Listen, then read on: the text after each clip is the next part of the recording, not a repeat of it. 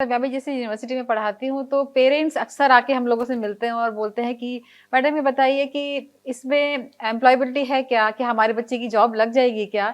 तो सब पहला क्वेश्चन जो उनका होता है माँ-बाप का, पेरेंट्स का, बच्चे तो छोटे होते हैं, 17 साल के, 18 साल के आते हैं हमारे पास में। तो उनका पहला क्वेश्चन ये होता है कि बच्चे की जॉब लग जाएगी ना? तो अब इस क्वेश्चन को कि हर कोई उतना रामानुजन जितना तो इंटेलिजेंट नहीं हो सकता है। तो आपको क्या लगता है कि हर इंसान अपने आप को अंदर से उतना ही जगा सकता है और उस लेवल तक पहुँच सकता बिल्कुल, है? उसमें देखिए मैं मानता हूँ कि आपको रामानुजन नहीं बनना है, आपको आप बनना है, खुद अंदर के गुण जगाइए। लेकिन कैसे पकड़ेंगे आप अपने कि क्या गुण है मेरे अंदर, वो अंतःकरण की आवाज़ क्या है? तो उसके लिए हमें कुछ चीज़ों से जुड़ना पड़ता है समाज में। रामानुजन भी उस पुस्तक से जुड़े ना, किसी ने दिया। महात्मा गांधी ने सत्यवादी राजा हरिश्चंद्र पे नाटक था, 7 साल की उम्र में देखा। तो उसके बाद आत्मा की आवाज कही कि तुम सत्य से जुड़ो, यही तुम्हारा मार्ग है, इसी से जुड़ो।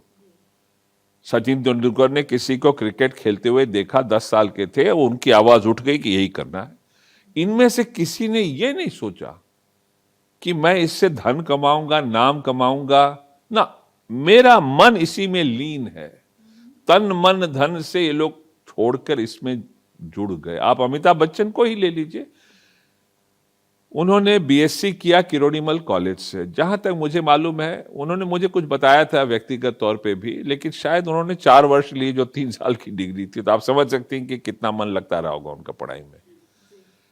लेकिन वहां एक पॉलिटिकल साइंस के टीचर थे जिनको लगा कि ये एक्टिंग में ठीक रहेगा। वो एक नाटक वहां प्रोड्यूस कर रहे थे, लिंकन के जीवन पे आधार था। उन्होंने अमिताभ बच्चन से कहा लिंकन का पात्र तुम निभाओ, और उन्होंने निभाया, और वहीं से आवाज उठ गई कि तुम एक्टिंग से जुड़ जाओ। उसके बाद उनको बहुत अच्छी नौकरी मिली कलकत्ता में, अच्छी खासी नौकरी, खूब अच्छा कमा रहे थे, मगर संतुष्ट नहीं थे। मैंने कहा ना, अक्सर मैं देखता हूं एमबीए वगैरह के लोग दुखी से रहते हैं, कुछ जिसको कहते हैं परेशान से हैं। उनको भी था, बार बार गूंज रही थी आवाज कि एक्टिंग करो, एक्टिंग करो। एक दिन उन्होंने त्याग दिया और चले गए बॉम्बे। कुछ पता नहीं था, और हमसे उन्होंने ये कहा कि देखिए, मैंने कभी सपने में नहीं सोचा था मैं हीरो बनूंगा, मुझे एक्टिंग करना था, और मैं एक्टिंग करने आया, हीरो तो बन गया। तो ये भी नहीं था। उसमें आप लीन हो जाइए तो ऊपर वाला मजबूर हो जाता है, वो बंध जाता है, और फिर वो आके आपके साथ जुड़ जाएगा, आपको प्रदान करेगा आपकी इच्छाओं। ये होता है। देखिए, मीराबाई के जीवन से आप देखिए, सब कुछ छोड़ दिया उन्होंने, कृष्ण भक्ति में लग गए। मीरा के प्रभु गिरिधर नागर दूजा न कोय, सब कुछ त्याग के वो कृष्ण की भक्ति में लग गई, तो अमर हो गई। उनको तो विष भी नहीं लगा, रोम रोम में ईश्वर बस गया, तो जगह कहां थी विष के लिए? तो विष लगा नहीं। अमरता इसी को कहते हैं। रामानुजन के रोम रोम में गणित बस गया, अमर हो गए। यकीन कीजिए, अमिताभ बच्चन का नाम भी खूब रहेगा इस इतिहास में, क्योंकि इतने ऊंचे दर्जे के एक्टर हैं। तेंदुलकर का रहेगा। इन सबके रोम रोम में इनका ईश्वर बस चुका है। वही करें लोग। लेकिन हमारा जो मिडिल क्लास पेरेंट है ना, वो हर वक्त विचलित रहता है। वो अपने बच्चे का जीवन थोड़ा कठिन बना देता है बेवजह।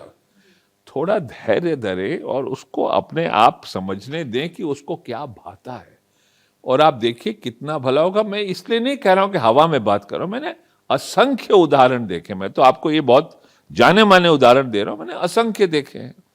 खुद मैंने कई प्रयोग किए हैं लोगों के साथ, जिसमें उनके अपने अंतरात्मा की आवाज से जो था मैंने जोड़ के रखा, और वो किसी भी मापदंड से आप देखिए सफल है जिंदगी में, धन भी तो कमा रहे हैं, आपके हिसाब खुश से जो भी है। हमारी जो नई जो हम पद्धति अभी फॉलो कर रहे हैं, उससे हम जो है वो एम्प्लॉय नौकर बन रहे हैं, बल्कि हम लीडर लीडर नहीं बन पा रहे हैं। लीडर भी बने ना, आप ना लीडर के तलाशिए ना एम्प्लॉयमेंट तलाशिए, आप अपने आप को तलाशिए, खुद को पहचानिए, तो आपको अपने आप रास्ता भी दिखेगा। असली चीज है मन संतुष्ट रहे, प्रज्वलित रहे, सुखी रहे, तो सब कुछ और हो जाता है।